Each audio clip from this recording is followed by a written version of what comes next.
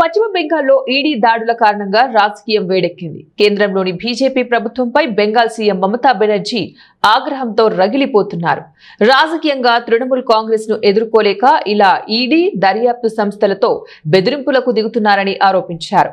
ఇదే సమయంలో కేంద్ర హోంమంత్రి అమిత్ షాకు మమతా వార్నింగ్ ఇచ్చారు. బొగ్గు కుంభకోణంలో అమిత్ షా ప్రమేయం ఉందని బాంబు పేల్చారు. దీంతో మమతా వ్యాఖ్యలు తీవ్ర దుమారం రేపుతున్నాయి. బెంగాల్లో ఐప్యాక్ కార్యాలయంలో ఈడీ సోదాలకు నిరసనగా ముఖ్యమంత్రి మమతా బెనర్జీ శుక్రవారం నిరసన మార్చ్లో పాల్గొన్నారు. హజ్రాలో మార్చి ముగిసిన తర్వాత కేంద్రంలోని బీజేపీ ప్రభుత్వంపై మమతా తీవ్ర విమర్శలు చేశారు.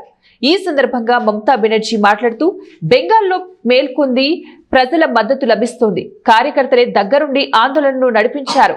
గతంలో ఇలాంటి ఘటనలు చూశాం. రక్తం వచ్చేలాగా లాఠీ దెబ్బలు తిన్నాం. ఈ హజ్రాల్లోనే నేను కూడా దెబ్బలు తిన్నాను. నేను చాలా సార్లు దెబ్బలు తిన్నాను. శరీరం అంతా గాయాలతోనే పనిచేశాను.